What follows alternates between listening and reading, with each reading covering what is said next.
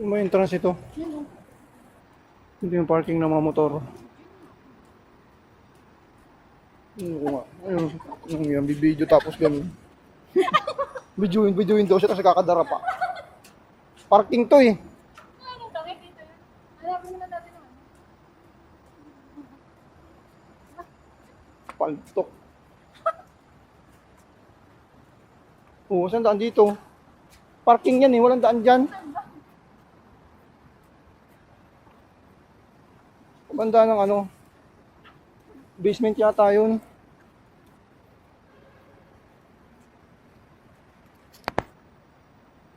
Hanapin natin yung... Ito ba entrance dito ng ano, swimming pool? Labasan na yan eh.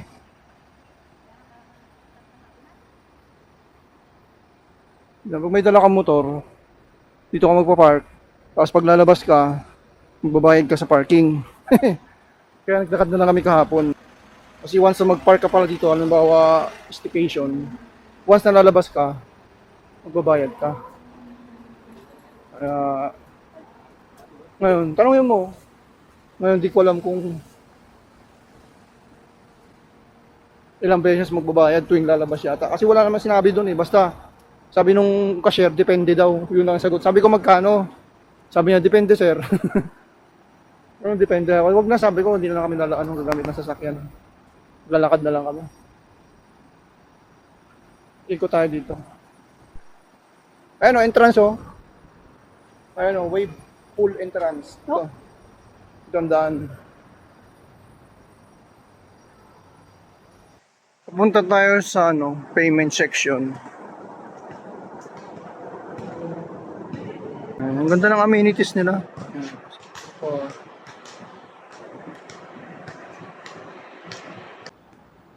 Dito pala yung payment.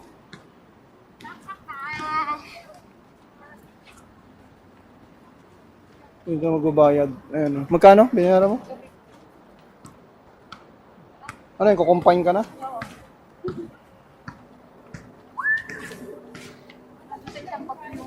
Magkano? 250 nga. Basta. Yeah. Ma-picture mo na ako. Dalhin mo eh. Akin na yung visitor ko.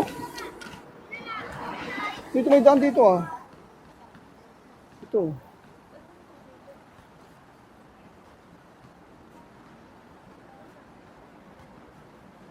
Ang ganda ng puno. Oh. Parang ano, tawag doon?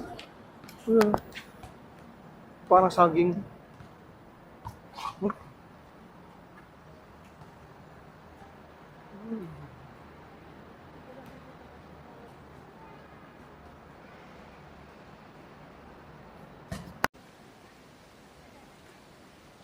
Ora ka talaga nasa Boracay. Bora. Ganyan ang buhangin sa Bora. Ah, sa Bora ka na ngayon ah. Ah. Ang kaibahan pag sa swimming pool ka, ang daming chichiburitchi. Hindi ka tulad dun sa running water. Sa Hidden Paradise, diretso ka na dun. Suwa ka na. Ito naman, beach volleyball.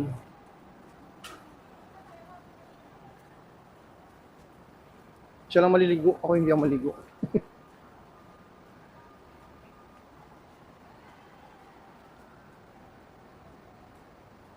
Ganda ng ano yun, yung buhangin, white sand.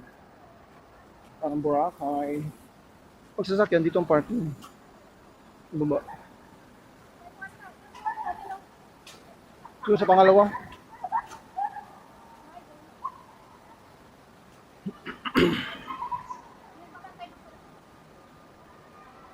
Mabantayan ka lang naman, titingnan ka lang pag nalulunod ka na, bahala ka sa buhay mo.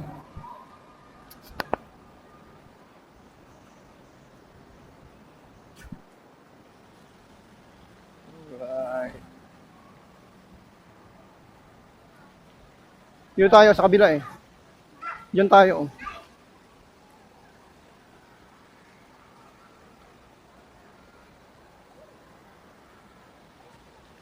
Ito naman yung pool rules. Shower before entering the pool. Hindi pwede pumasok pag walang ano. Doon na lang mag-video. Hindi ako maliligo, isa lang. Pwede naman sir kahit di ka maligo. Sayang. Sige, doon na lang ako mag-video. Sa labas? Oo. Pwede sa labas, sa patwalk. Oo. Hindi mo na ako maliligo eh. Ikaw na lang.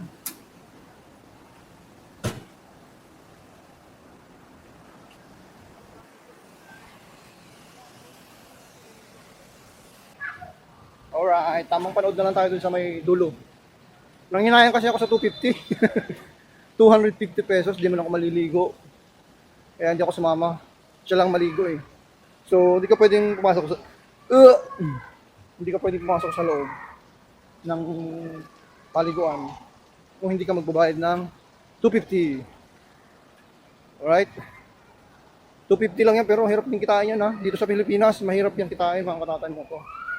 Hindi ganun kadali ang pera dito sa... Oh? Hindi ganun kadali ang pera dito sa Pilipinas. Yung 20 pesos, napakahalaga. Pag dito ka tayo namumuhay sa Pilipinas, so itong paliligo niya dito, yung staycation namin, dahil birthday niya naman eh, sagot ng anak namin, si Marnel. Ito tayo dadaan kasi bawal dun, may nagtatanggal ng puno. Papapalayo pala ako. Yung ikot ko. Walking na lang ako. Parang exercise na lang, ikot-ikot ako. Dito kami nag-staycation sa Santorini.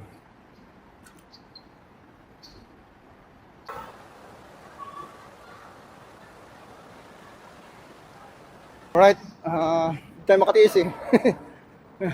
Magpapalit tayo ng damit kasi nakasimangot yung isa eh. Gusto niya ako maligo. So, balik tayo sa unit.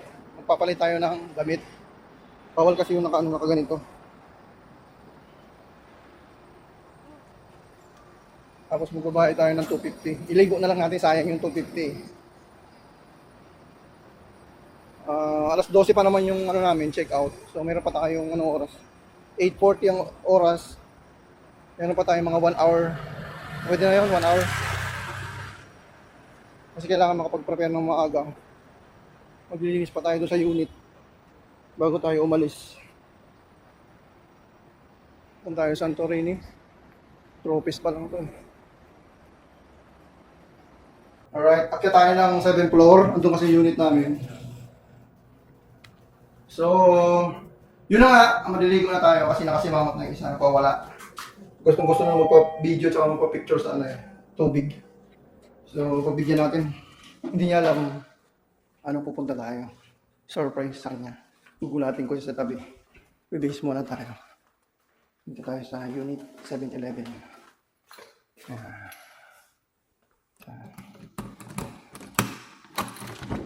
Papalit tayo. Kasi mangot eh. Sama ng loob. Alright, base muna ako. Saglit lang makatatay pa. Ano to? Andun siya oh.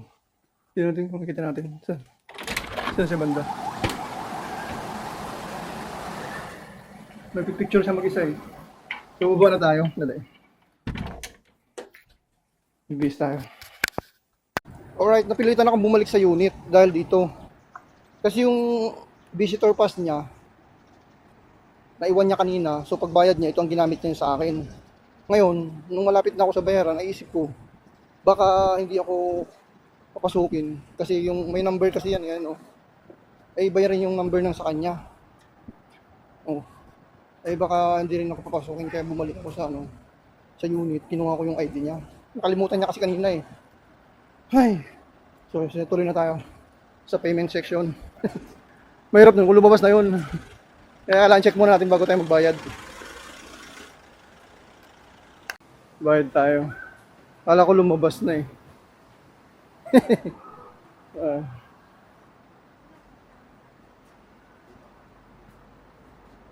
Ito yung bayawag.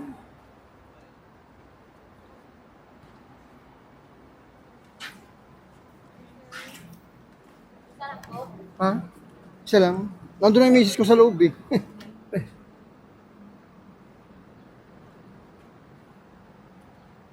Hanggang anong oras siya mama? 11:30? 12? Okay. Kaya to?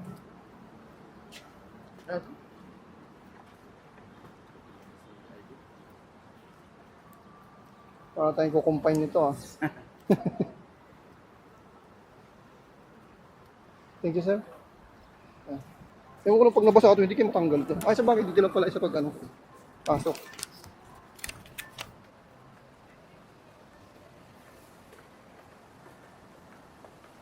Ah, babarilin ni ma'am.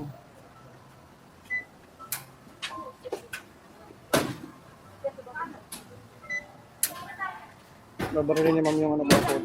Thank you. Sipot, tsaka hindi na lang si Pero, sabi mo si Ikay, dun ka. Suprasyahin natin siya. Nag-ubad tayo para hindi tayo masyadong makilala.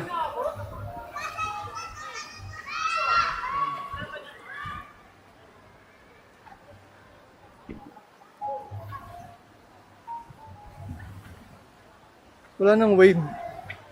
Mamaya pa siguro yan. Ang dami. Nandun siya eh. Nagpipicture-picture eh.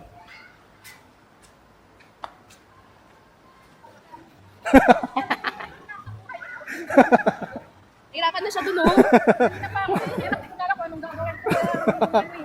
Wala man naman picture sa akin. Sayang yung... Kaka ka, lumabas ka na eh. Inaano pa kita eh. Ay, dito dyan. Sayang yung bayad ko na 250. Bayaran mo ako ah. Oo. Ayaw ka pa sa akin. Kanina ka sana. Hindi tapos na ano. Oh, picture mo. Doon na tayo. Oh, picture na ito.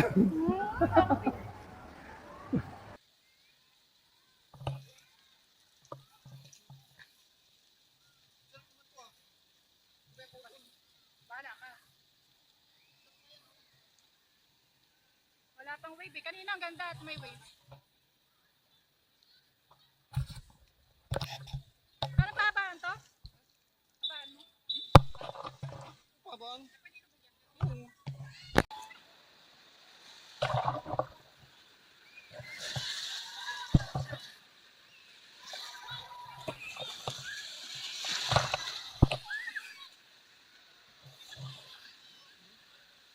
Ay, grabe oh. Ang lakas oh. Ang lakas ng wave. Ito niya mga tayo. Lumalutang lang ito.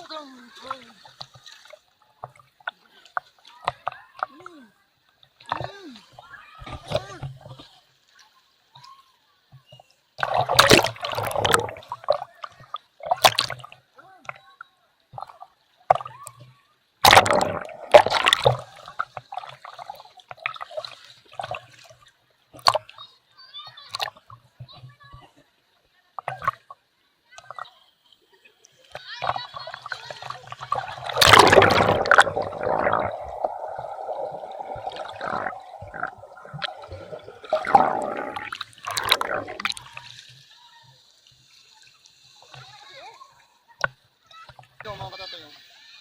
May wave na, may wave.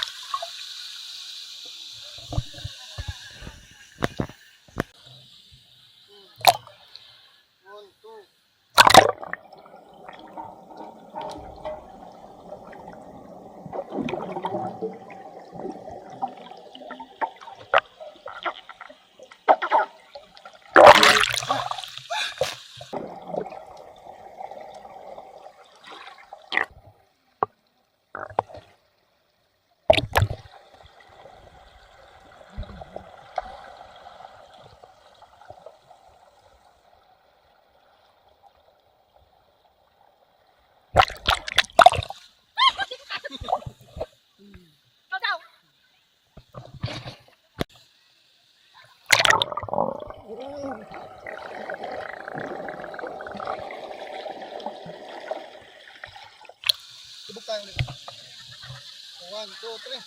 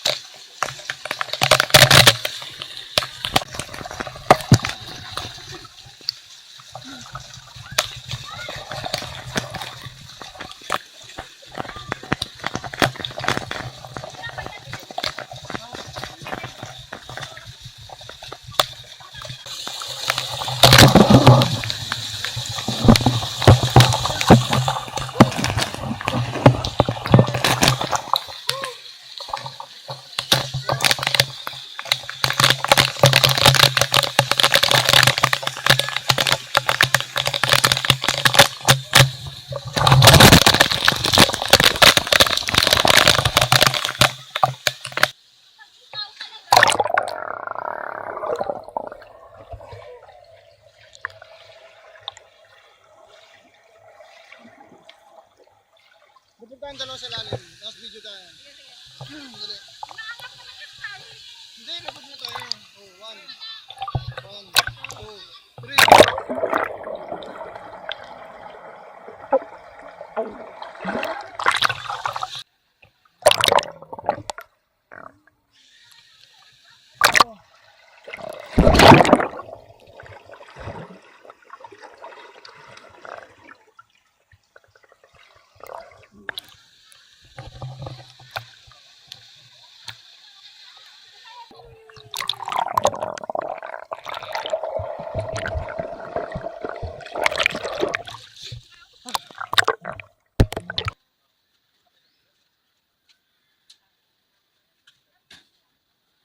Uy, yung damit ko! Yung cellphone ko. Hindi ako may ligo eh. Utang ka sa akin. 250 utang ka sa akin.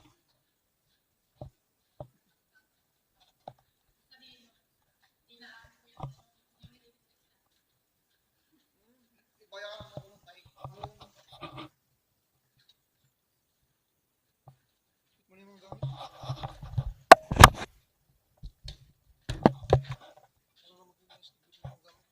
Kalak to. Hindi nakalak. Hindi, siguro sila rin na maglilinis dyan. May tagalinis.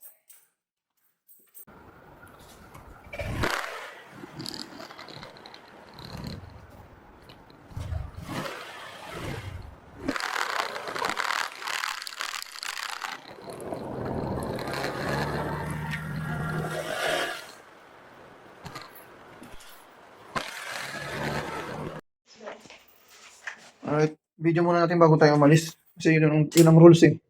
Kasi mamaya mayroong sira dito o i-charge sa anak ko. So sa kanya nagbayad. Ito yung ano, wala tayong in-adjust dito sa CR kahit yung water heater di natin pinakailaman. Kasi bawal pakialaman yung set ng water heater. Ayan. Walang damage dito sa loob ng CR. Close na natin. Bago tayo mag-check out kasi, ito dati na yan. May tape.